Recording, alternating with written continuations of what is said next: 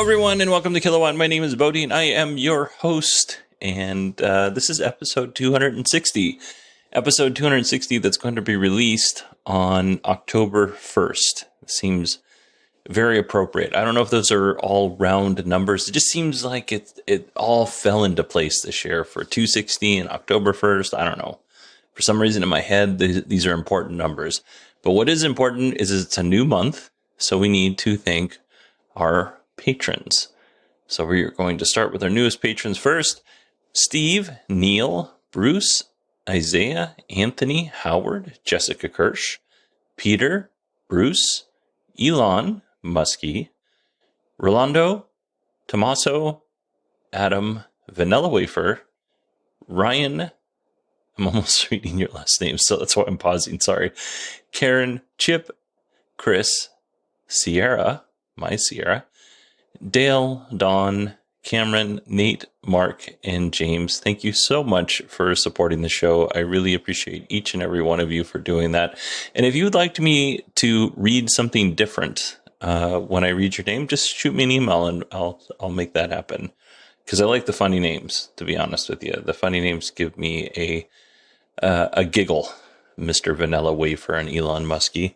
If you would like to join those folks and get an ad-free experience, go to patreon.com/kilowatt or supportkilowatt.com and pledge $1 and the ads just disappear. You get your own feed. Last week, I mentioned that I did an interview with Dane Myers, who is a musician. And not only is he a musician, he's a really smart and nice guy. And we sat down and we talked, and the interview turned into really a conversation. And I do want to say a couple of things before we get into the interview, before I run the interview. The first thing is I portrayed Dane as being like an environmental rapper, and that couldn't be further from the truth, actually. And he corrected me on this, rightfully so, that he just kind of writes about things in his life. And he has an album out. Well, he has two. One just has one song, and I believe that one's called Changes. And then he's got another album out that came out a couple of years ago called This Changes Everything. And my favorite song off of that album is actually Scars. It's a great song.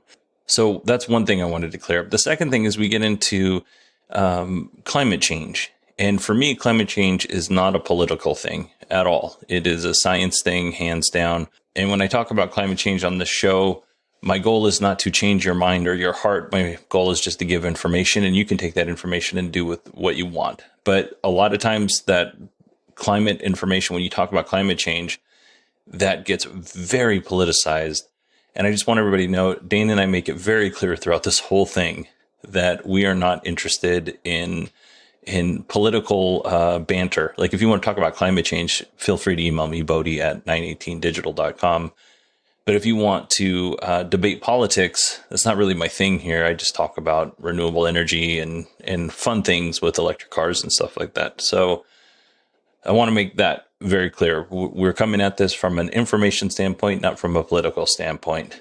And I don't think we say anything that's controversial, by the way. But every now and again, I will get emails that are on the cusp of political, and it comes from different sides. And I'm just not here to discuss politics because that's a very hard thing to discuss over email. All right, having said all of that, let's go ahead and jump into our interview with Dane Myers. This is Dane Myers here on the Kilowatt podcast, and I'm going to play the unreleased outro, the sequel to the Living in My Tesla song. Goes like this. In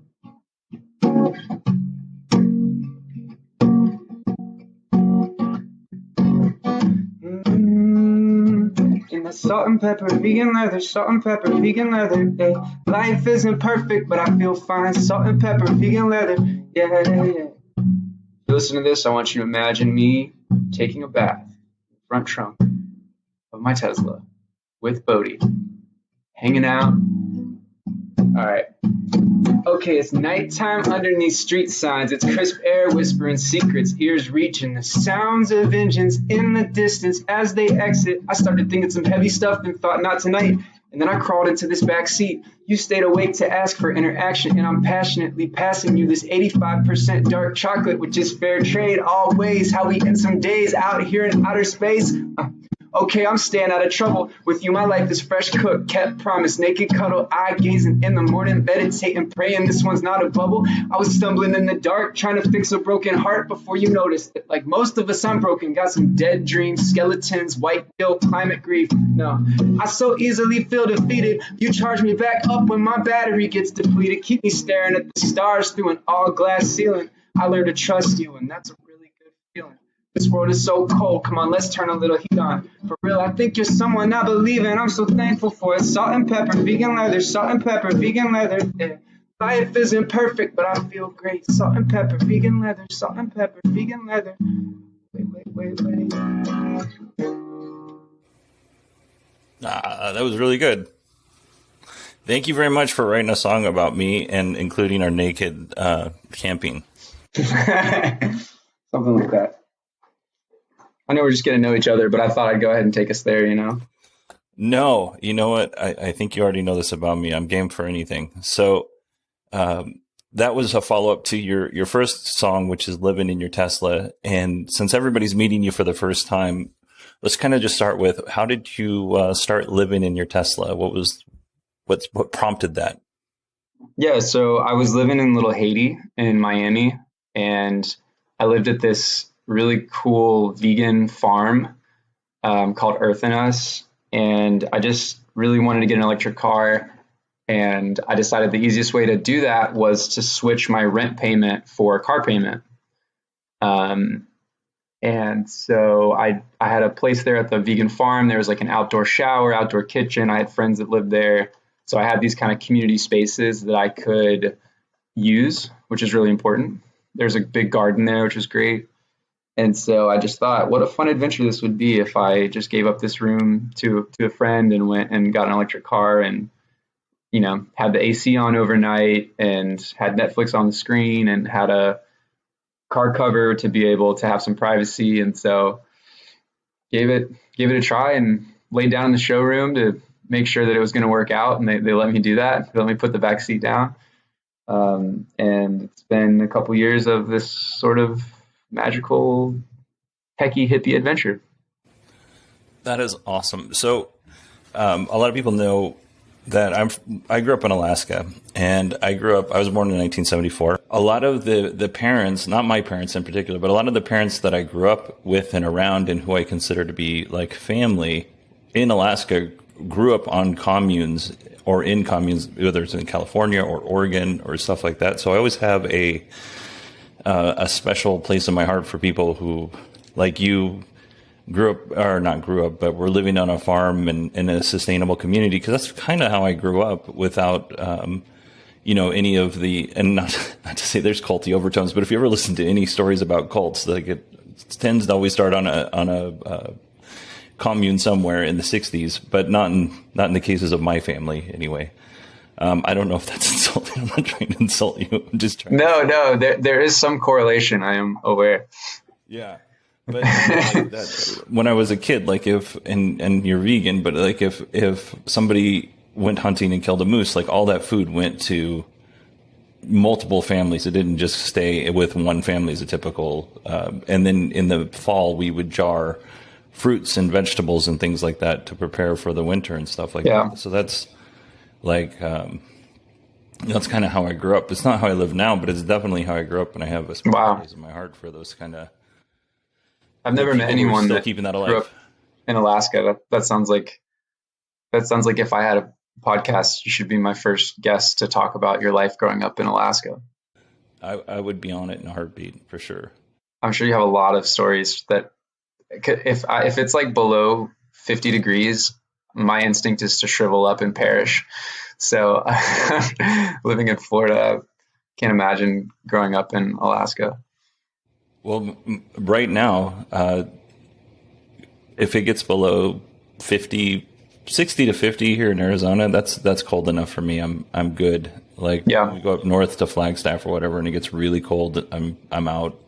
Yeah. I mean, I like it for short periods of time, but that's about it. So you decided you're going to live in your car. You bought your Tesla, and then how do you set that up? Because in your song "Living in My Tesla," you talk about composting in your glove box. I'm not sure if that's a joke or if that's a serious thing. But how do you set that whole thing up, like in order to make that your home? Well, I think it took on various forms, like there were little experiments. So at first I thought I'm going to be able to travel. You know, my job was remote even before COVID. And so I thought, wow, this is going to be so amazing, and kind of romanticized this idea of being able to, like the song says, like just go see friends that I'd missed and park in their driveway and show them an electric car and work from wherever and be really flexible. And it was cool for a little bit. I think I realized that like there are benefits of that, but it's really hard to like build and have any kind of community or build any kind of lifestyle when you're in different places all the time.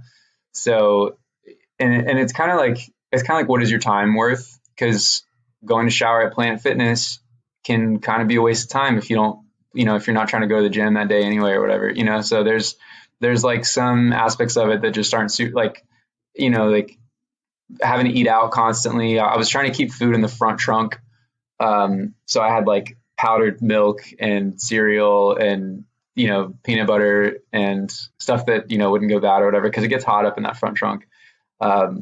And so anyway, I did that for a few months, and I would like sometimes even sleep at superchargers and stuff, like Walmart parking lots, so anyway, it was fun for a little while, but not super sustainable. And I did have a compost thing in my console. I had like this really perfectly fitting jar that just was like fit perfect right in the console. I was so happy to find it.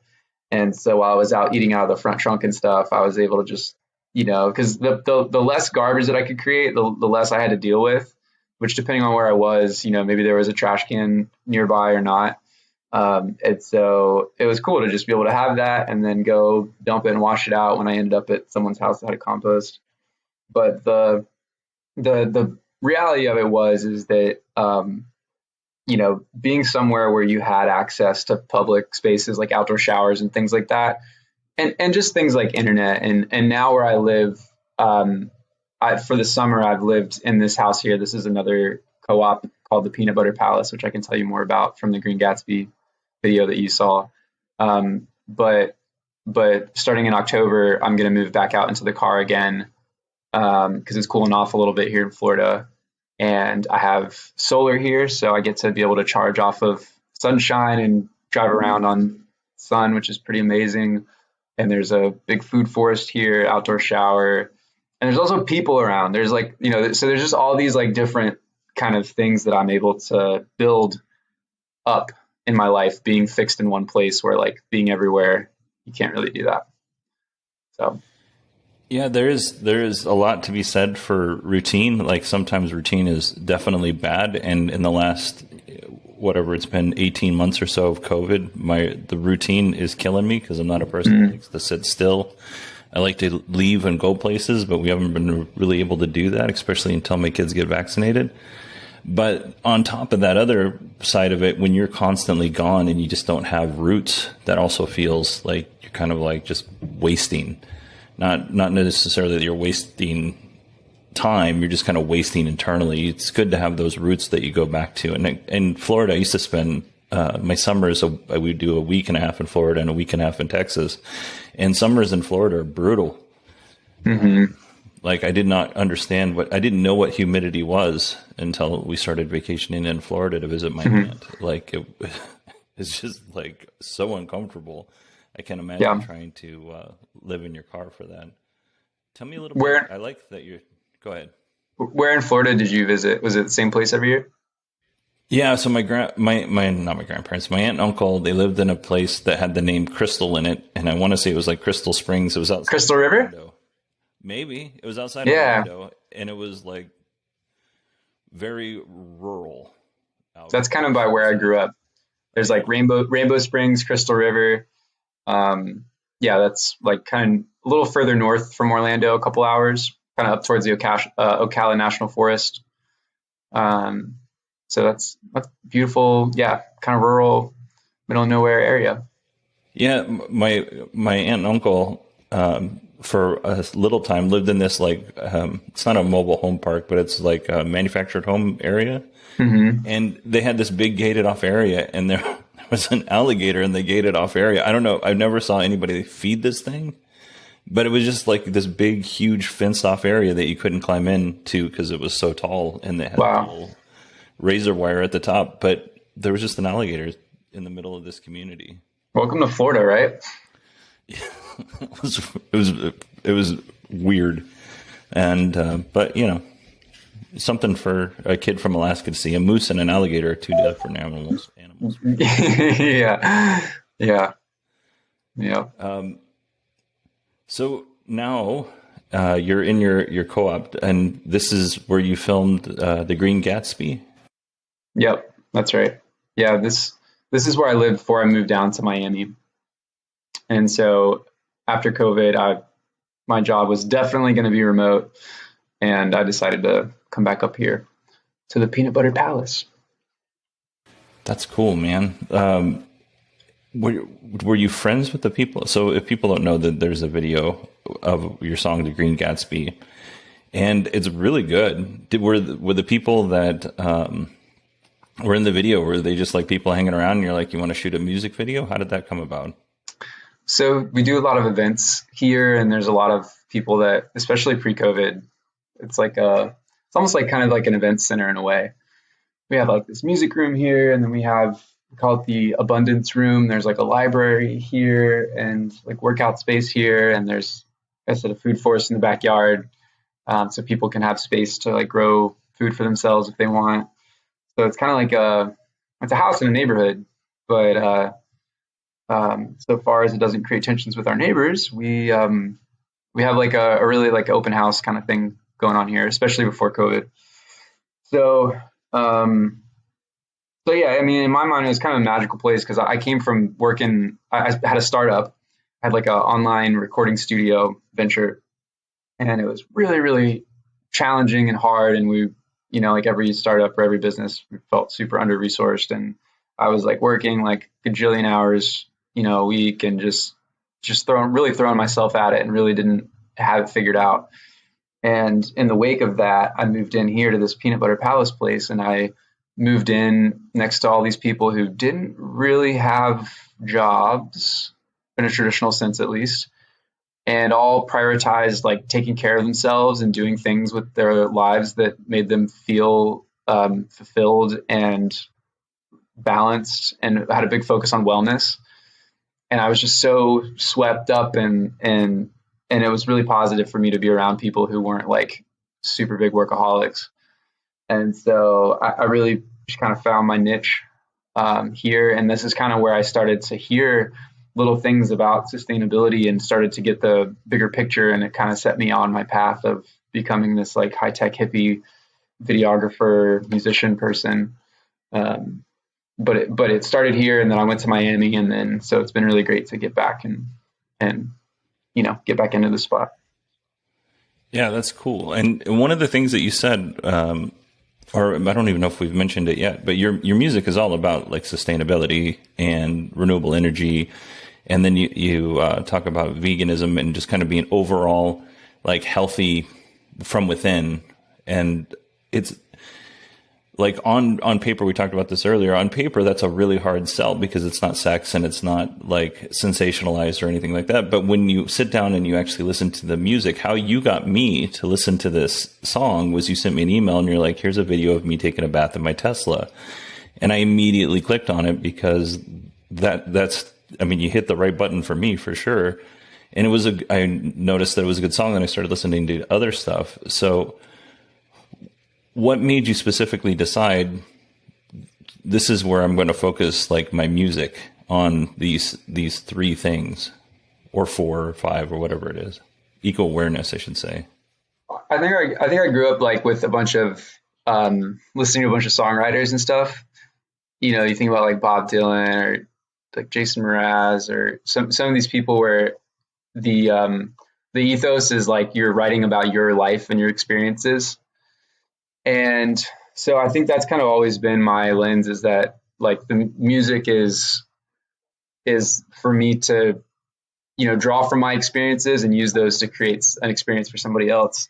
And so I think the more that I learned about sustainability, it really turns the world on its head. Like it really is it's a profound thing that's happening, right? And so to really experience that and explore that and be around other people who are trying to learn how to live with that, it just, I think, gave me a different outlook on the world. And so it naturally seeped into my music. It was never like, I gotta figure out how to be a sustainable rapper or something like that. It was just like one day I just started, I was listening to a bunch of hip hop and I just started writing raps. And then, I was living in this like hippie sustainable co-op thing.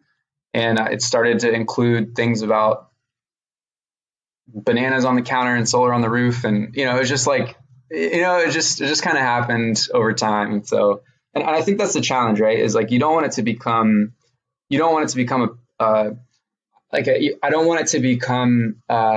like I'm the sustainable rapper and this is my thing and I do this. It's about having human experiences and finding like whether it's sustainable or not, like finding something that resonates with people on just a human level that happens to just be through the lens of sustainability, because that's just what I'm interested in.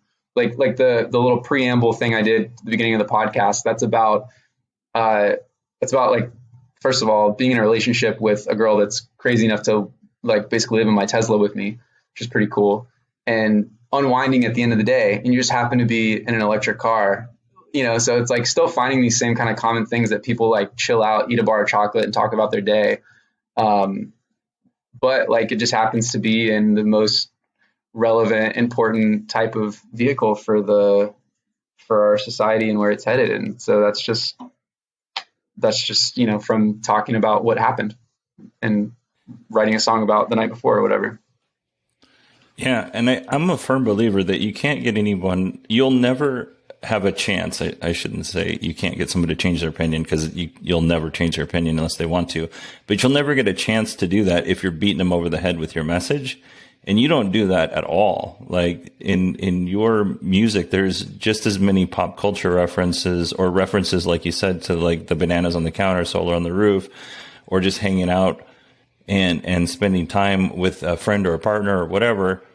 There's just as many references to that and community as there is to the renewable energy and the EVs and stuff, which I think is one of the reasons why I like it, because you do a very good job, no matter where you come from in life, you do a very good job of depicting life, and you can find a place where someone's going to be able to identify with that. Like, I'm 46. I live in a house in Phoenix with my family during COVID, and I was able to pick up what you were laying down. I don't know how old you are, but you're much younger than me.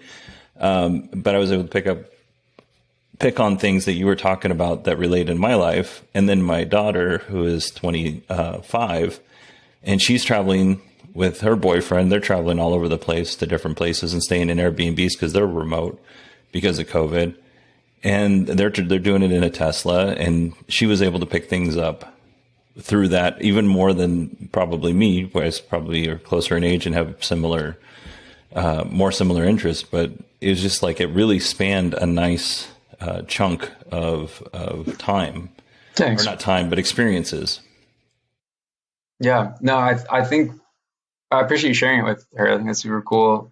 Doing a podcast like this too, I think like being awake and seeing the huge transformation that's either happening or is going to need to happen in order to preserve like a livable planet is like, we get to have these really interesting conversations about new things that are happening.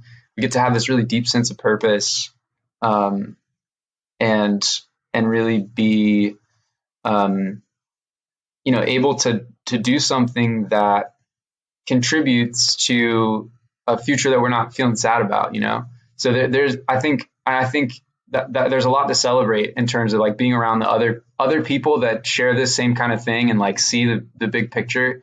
Cause it can be, you like look around outside, you look at like a car lot, right?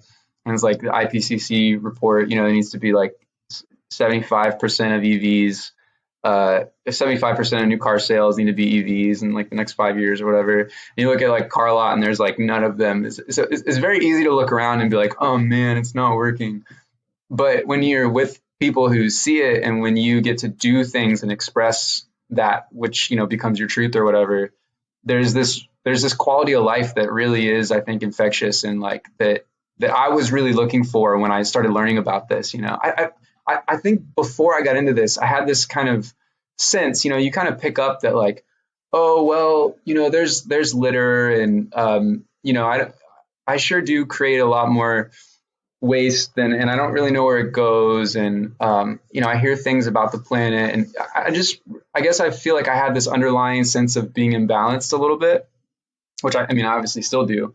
But I think once you learn about how imbalanced the world as a whole is in terms of trying to take this wonderful society we've built and keep it working well and help it last.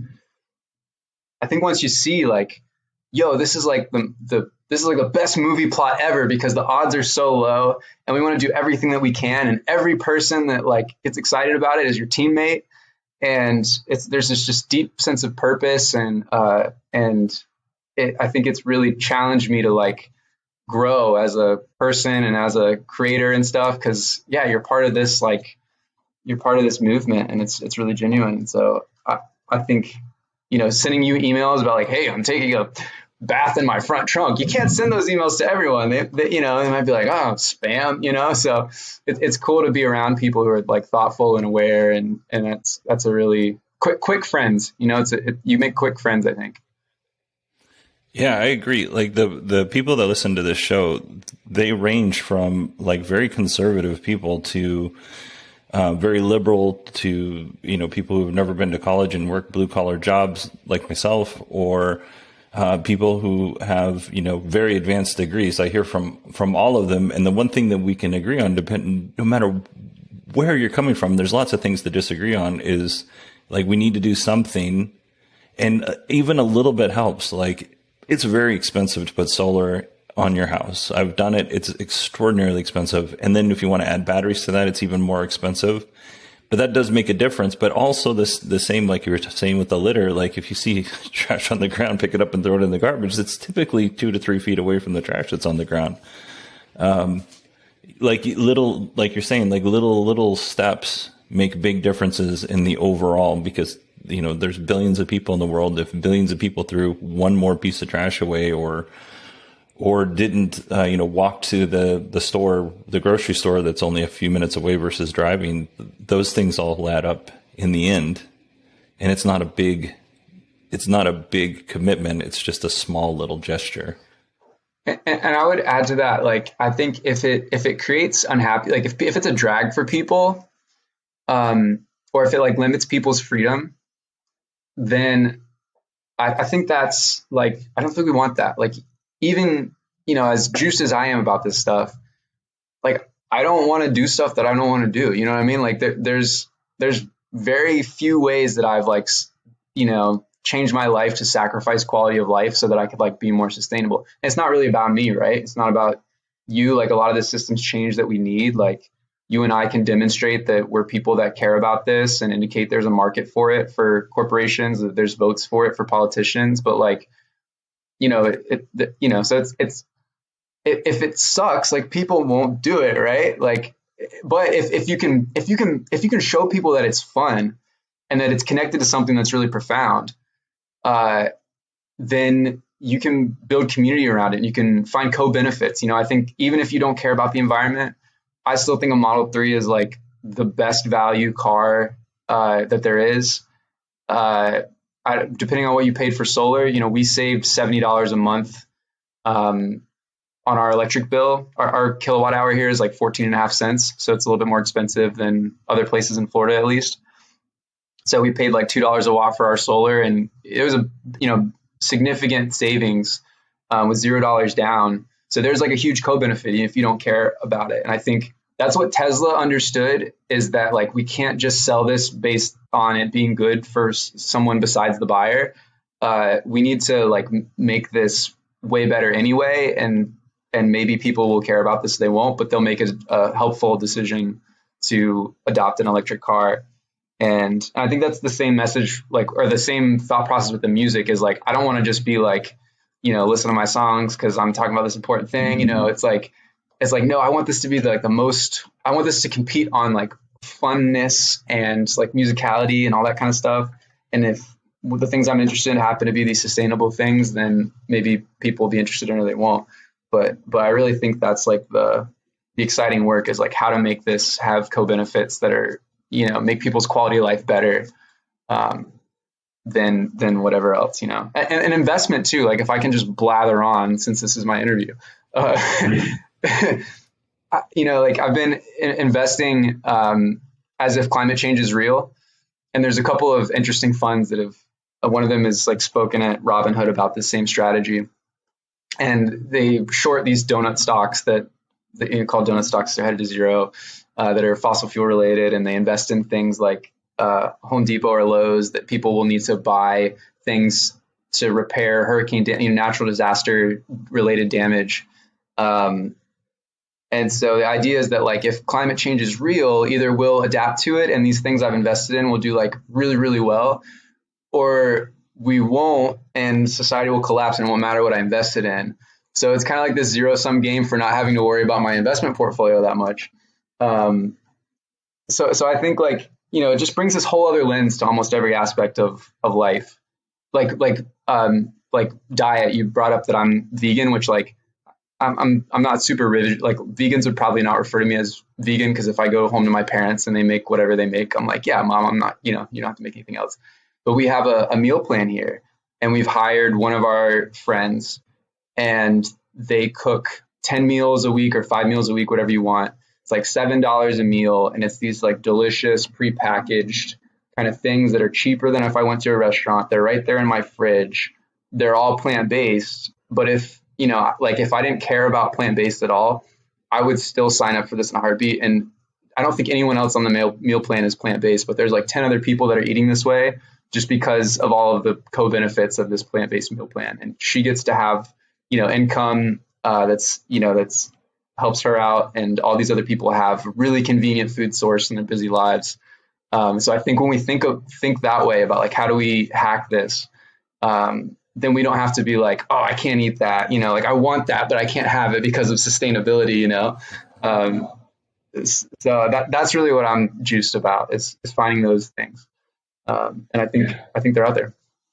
We're similar. We don't eat a lot of meat in my house, mostly because I don't care for meat as a general rule, just taste wise or consistency. I don't like touching it.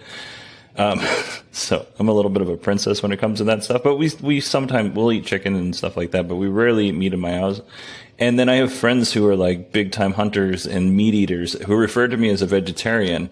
Like, it's not exactly a vegetarian because I will eat meat. I prefer not to eat meat. But, I totally get you on the how people classify, because if I don't eat beef or pork for sure, but because I eat chicken, to them, I'm a vegetarian for some reason. Yeah. But chicken's not a vegetable, by the way. Just curious. Well, I think chicken's actually really efficient. Like I've heard every 2 pounds of feed you feed a chicken, it gains a pound in weight.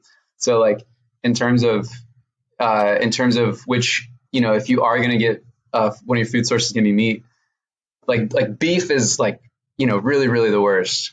I think like a beef patty is like 2 weeks of taking showers for the extra water it takes to grow the crops and then feed them to the cows and then harvest the meat versus if you just ate the vegetables in the first place.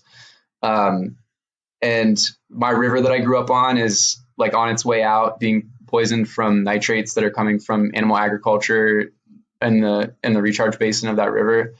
And the methane, like I think 16% of our emissions are from animal agriculture. Cow burps, methane is like 60 times stronger than CO2. And so, there's like cows suck, man. So chickens are like way better than cows, in my opinion.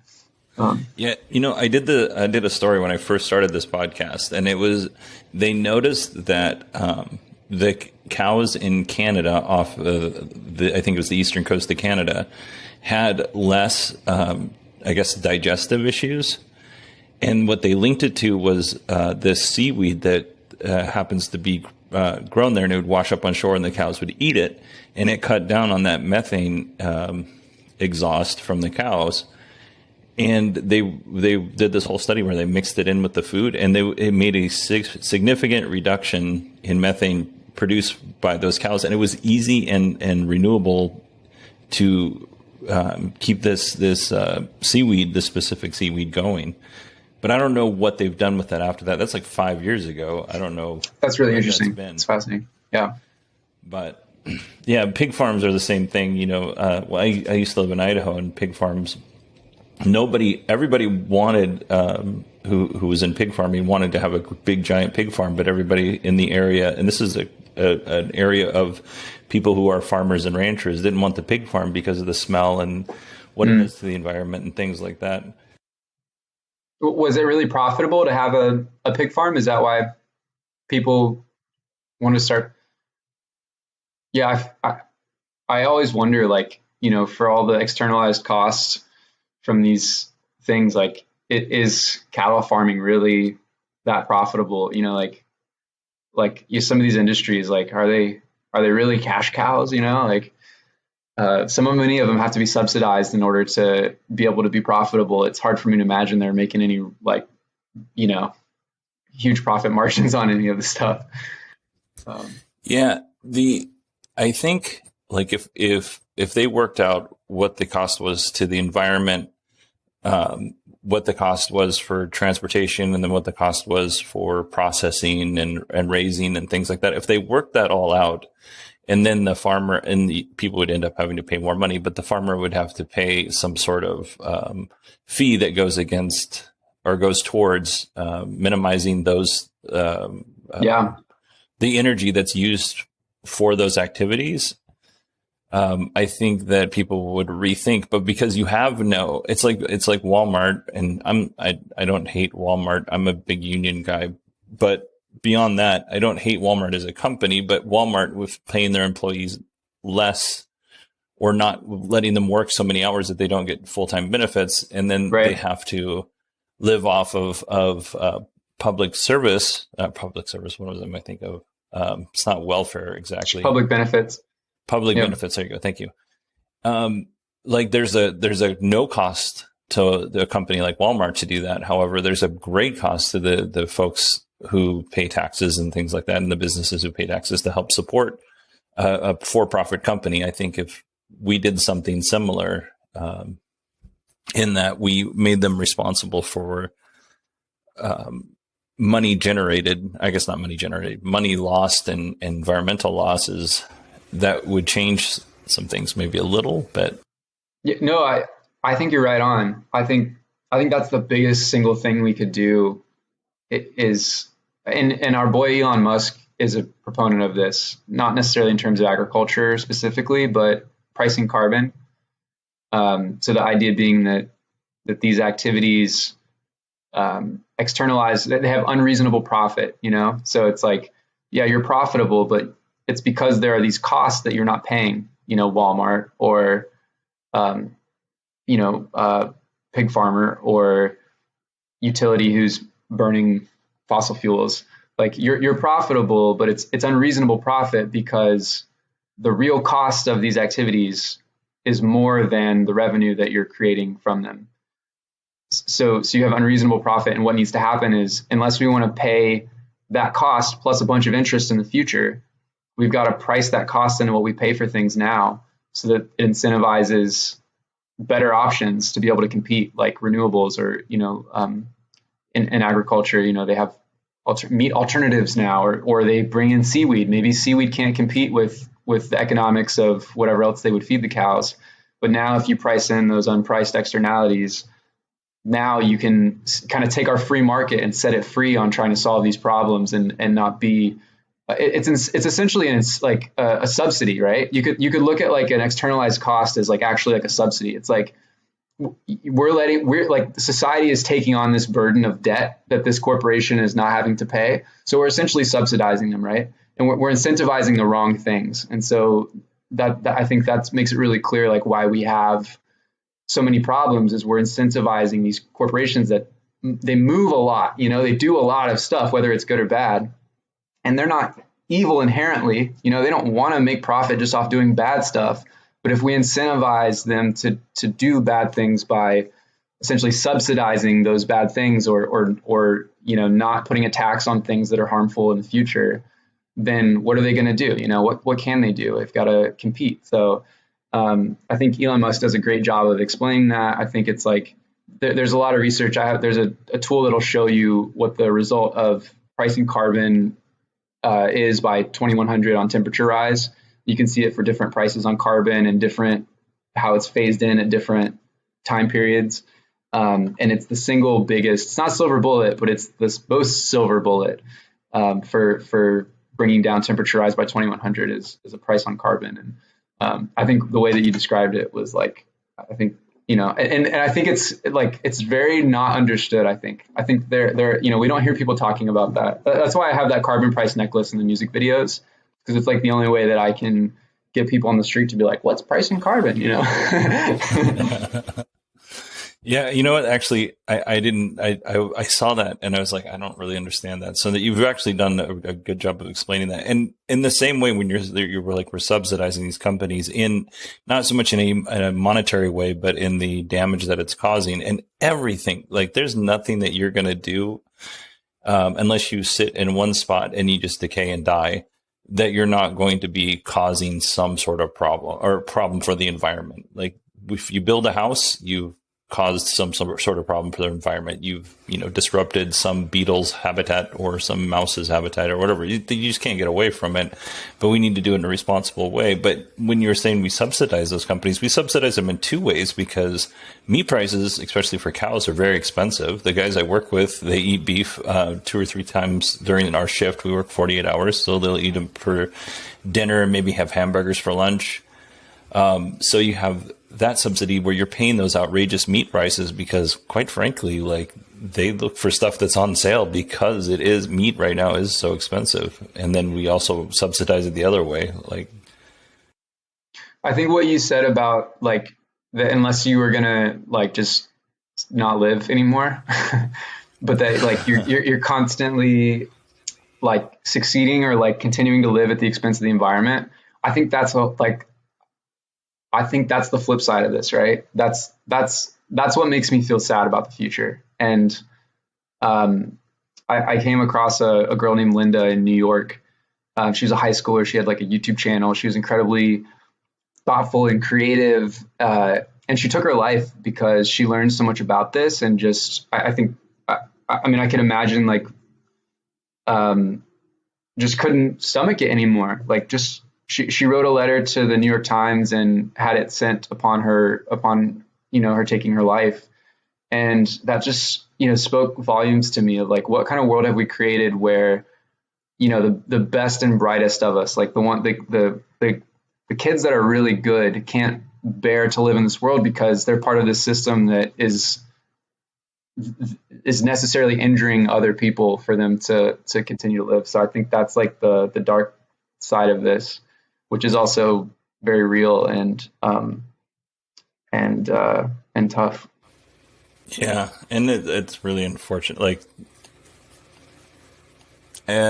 we see a lot of suicide at my job, and you never, like, the person who commits suicide never sees the other side of what their actions did. And I'm not blaming anybody for committing suicide, but like, I deal with the families and things like that after the fact, and it's heart wrenching. And it's heart-wrenching to think that somebody was living in such a way that they felt like that was their answer, was to get out. And there's been people in my family who have committed suicide. So like, I'm not trying to be callous towards that whatsoever. It's just like, there's so much more. Like, we didn't get into this problem overnight. Like, the Industrial Revolution really pushed us into where we are now.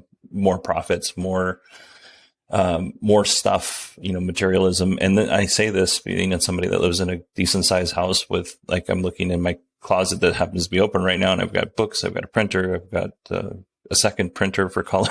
I've got crap. I've got an Xbox and a TV in this room. But because of that push in consumerism and stuff, and by the way, please don't email me. I'm not a liberal. Like, I'm not a conservative. Like, I closely identify with like libertarianism, but I don't even really identify with them that much. So I have very strong views all over the political map. But I do recognize that the constant want of more and the constant want of companies to be profitable, which is their job, especially if they're publicly traded. But if you're a mom and pop shop, you don't want to break even. You want to be able to live a life. And breaking even for a mom and pop shop is definitely not living life. So, but because of this drive for all of this, it's gotten ahead of reasonable environmental, protections, basically, like, the Hudson River or the, in New York, the tunnel of wasn't there like radioactive waste that was poured into a river? I don't know. I'm having a moment. Anyway, the whole point is like companies over and over again have poisoned waterways and buried. Like where I grew up, there's a ton of Superfund sites because I grew up in an area of Alaska where there's oil companies, fertilizer companies, gas companies, and they just buried stuff. And there's sites that you can't do anything with for like, God knows how long. I think it's 150 years or something like that. Mm-hmm. So I'll be long dead before those places ever see anything useful put on top of them other than, a fence around the Superfund site. So it's sad. Those companies, like, it's not like they were bad, right? Like they were just, you brought up the Industrial Revolution, and like, let's just assume they were trying their hardest. And like, I get to have this conversation and like wear these headphones and like not have to be a subsistence farmer because of the agricultural and industrial revolution. And so, it's not to stomp my feet at like industry. Cause like you said about like having two printers and stuff, there's a lot of privileges I get to have from that. So like, I think there's a lot to be grateful for. It's just, we're on a trajectory that's potentially going to put all of that at risk. And so now it's time to like level up. We can't just get there and stop. We've got to figure out how to make this last, and some things might have to change. And now hopefully we have the resources to be able to make that really sharp turn.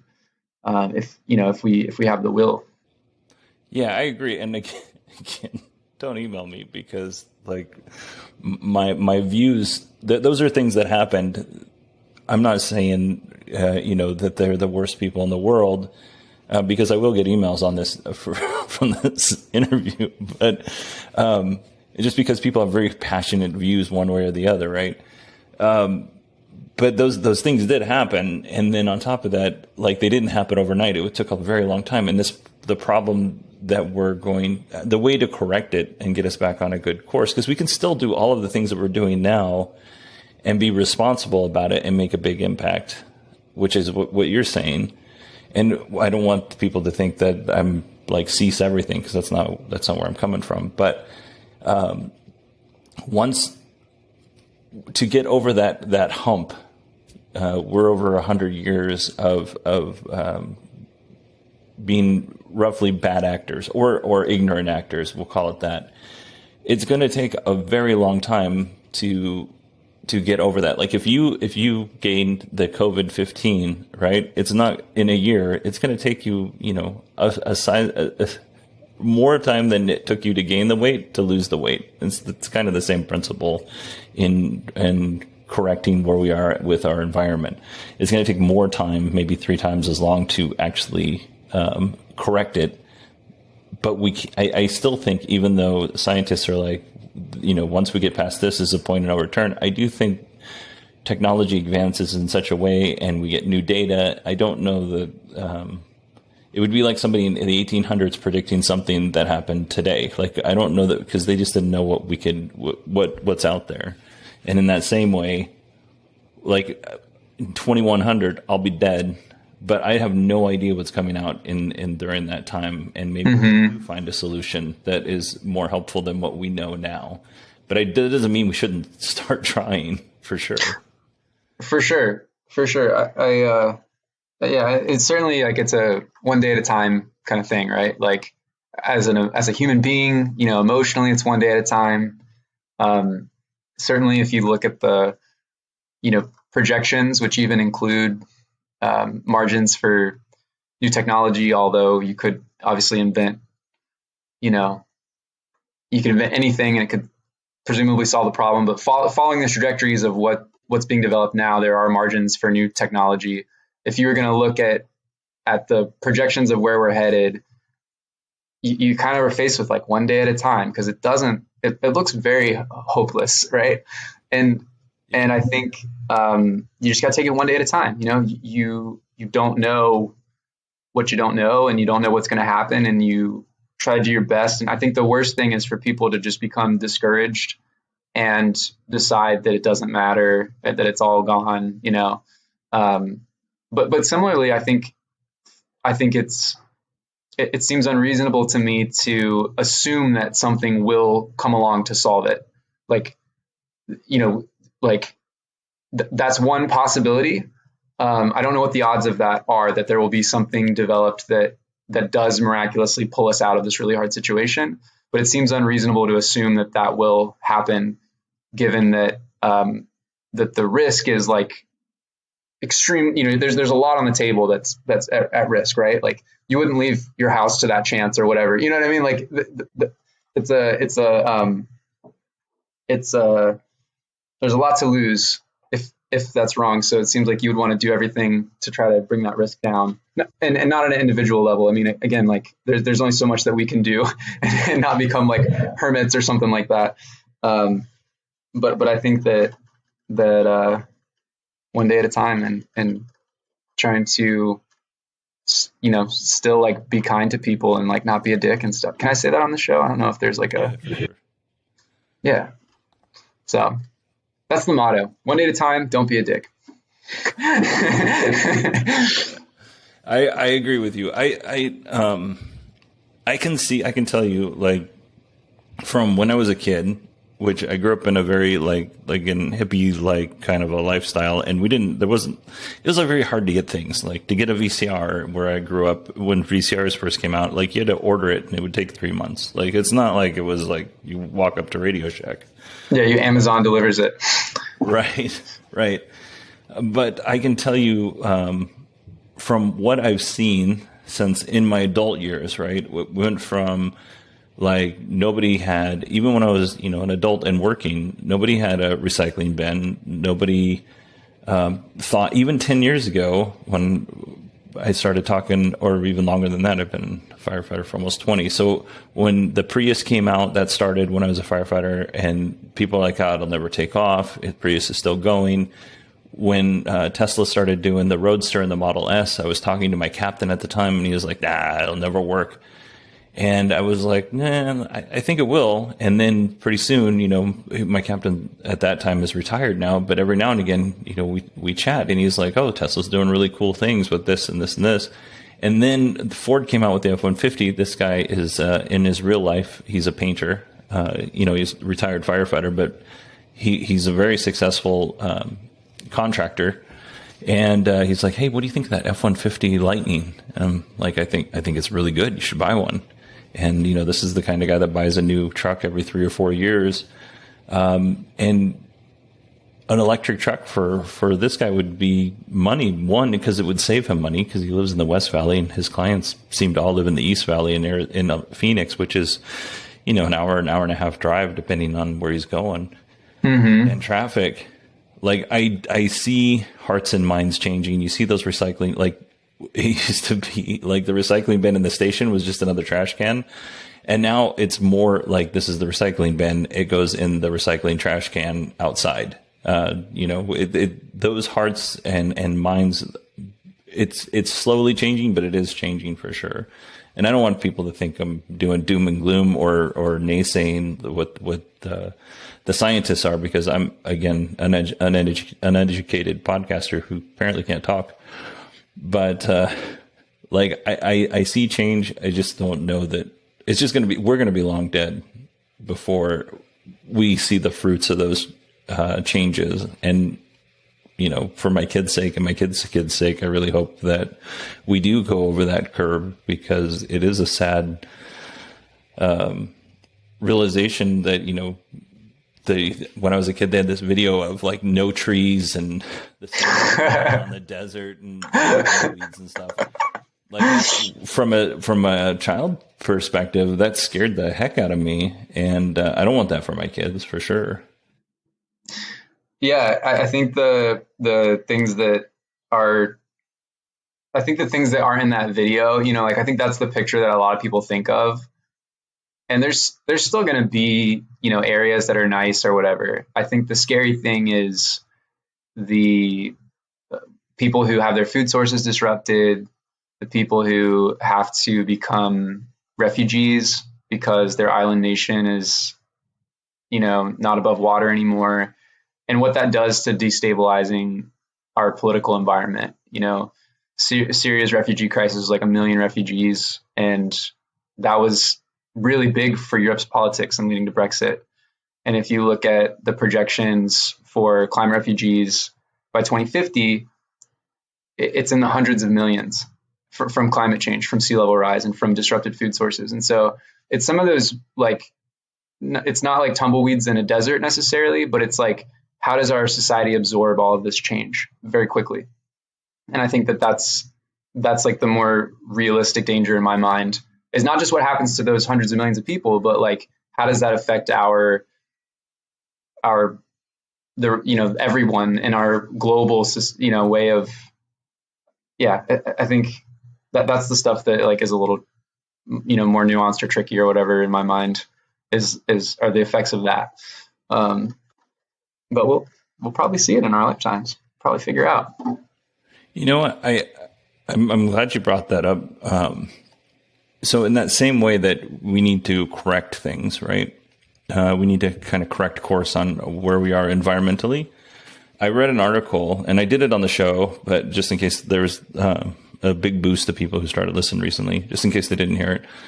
If you covered, I think it was like 40% of the Sahara Desert, right? If you covered that up with solar panels, like, that's going to change that whole environment of the Sahara Desert, right? And then that'll have a counter reaction, like somewhere on the other side of the world, let's say on the Asian continent. So whatever we do, even if we're doing it for good, we need to make sure that we are doing the right things. Like, it makes a lot of sense if you just are at a cocktail party and you're like, well, there's nothing in the Sahara Desert that anybody cares about. Right. Solar panels up. Put some solar panels there.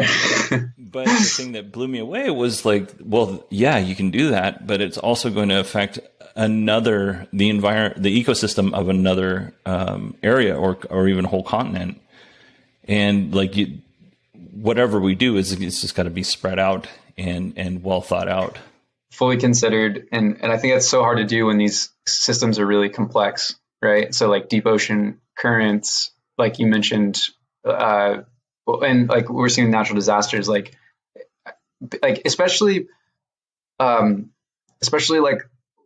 soundbite liberals, I would say. Like, if I can call, like, I don't know if that's an offensive term, but like people who just are kind of like hurricane, climate change, like, there is a relationship, but like there's still hurricanes without climate. You know what I mean? It's not like a straight line. Like, these are complex systems that this has an influence on, but it's not like this hurricane was caused by climate change necessarily. You know what I mean? So how do you fully consider a solution before you do something that's actually contributes to the problem when it's such a complex system that you're trying to create solutions inside of?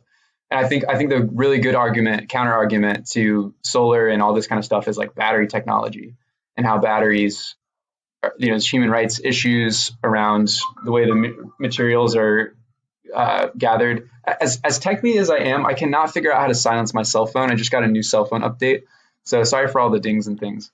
But yeah, I think you're good. Batteries are the weakest link right now, which is like, if you got all this renewable energy, you need to be able to store it. Tesla says they're going to be able to rake lithium from sand in the desert. So keep our fingers crossed or whatever. But I think that's kind of like where solar was 10 years ago, is it's like, I don't know if this is really here yet. Hopefully there's investment into this and we figure it out and we figure out how to make it not so environmentally damaging to create the solution. Yeah, and we're running a little long, and I apologize for that. But I could talk to you all day about this stuff. The batteries don't have to necessarily be like lithium-ion batteries. Like they've talked about taking like a train car and putting so that it travels up the hill during the daytime with the excess power that's not being used, and then at nighttime the train car comes down and it powers the electric turbines, so we have power at night. There was another story that a group, I think ASU or U of A had something to do with this, but they wanted to put these huge towers in the desert, and they took up a very little footprint. And then they had water in the base of the towers, and then the water, as the day heated up, the water would go through these towers and would go through a turbine. And then at nighttime when it cooled off, all of that water would then go back through the turbine again on its way down, and it's a closed system, and it just recycled, and it was able to turn. I don't know how much energy they were able to generate, or if it ever even got off the ground. It was more of a study, but there's lots of things that can be used for batteries that aren't necessarily what we think of as batteries, and I do think that is a big part of storing energy is a big component of getting us over that next hurdle. Yeah, I've heard those two as well. I think that's super fascinating, and I don't remember, but it seemed like they were actually pretty efficient. Doesn't help you drive your electric car necessarily, but it's interesting to consider that like some of these really simple things, like you can store potential energy in a train full of cement. I think it was they had like a really heavy train, and they just like pushed it up a hill and then it went down, and so it's an adventure figuring out. Yeah, no, it's super cool, and I think we'll leave it there. But Dane, do you want to tell people how to find you and how to listen to your music? Well, I've just made myself out to be such a liberal no, I'm just kidding. I don't know if I want people to find me. I'm actually like you. Like I don't necessarily identify with any kind of political camp. So I should preface that before I tell people where to find me. Okay. Instagram. You mentioned like that your daughter thought the Instagram was cool. It's like one continuous painting. So if you want to see a kooky Instagram, you can follow me at Dane Myers, or you can send me an email and say hello, Dane@DaneMyers.com. Actually, I mentioned that I would send you a shirt, but if anybody has like made it, to this and listened to me talk about things I care about for this long, I would love to send them a shirt as well. So if anybody wants a t-shirt that I bought from a thrift store and printed my artwork on, I'll send you a zero waste quote quote t-shirt in the mail. So just send me an email at Dane@DaneMyersMusic.com and like Dane@DaneMyers.com and let me know like your size and what color shirts you like and stuff like that. Awesome. I hope everybody takes you up on that. For sure. I think that's cool. I know other people do that kind of thing, and I think just in general, the art itself is just a really cool way of doing things. Thanks. I'm going to frame my shirt. So hell yeah. I'll send you another one so you can wear it if you want. Okay. Yeah, for sure. All right, Dane, thank you so much for listening. Good God, dude. I'm sorry. It's been a long couple days. Thank you so much for listening. For being on. I really appreciate it. And I had a good time. Maybe you'll come on again if in not too long. Maybe we can chat. Yeah, I'll let you know when I have some new projects that come out, and maybe one of them will catch your fancy. For sure. All right, Dane, thank you so much. Cool. Thanks. All right, everybody. I hope you enjoyed the interview. I enjoyed doing it. Like I said, you can tell like Dane is a genuine human being that I will gladly have on the show anytime he wants to come on and promote something. And I would encourage you to take Dane up on his offer. He'll send you a free shirt. Just send him your size and if whether you want the regular crew neck or V-necks, and he'll send you an upcycled shirt. All right, everybody, that is our show for this week. I hope everybody had a really nice week. I hope you enjoyed this show. Next week, we are going to go over the Tesla annual shareholders meeting. The week after that, we have a segment from Jessica Kirsch, because she's been at Starbase for, I think, 3 months now. So we should get a nice little update from Jessica. And then we'll also get news on that episode. And I think that's it. If you want to email me, it's Bodie, BODIE at 918digital. You can find me on Twitter at 918digital. And I want to thank Dane again for coming on the show. Go to YouTube, search for Dane Myers Music, DaneMyersMusic.com. And then you can search just for Dane Myers on Spotify or Apple Music and listen to his stuff. And I hope you all have a wonderful week.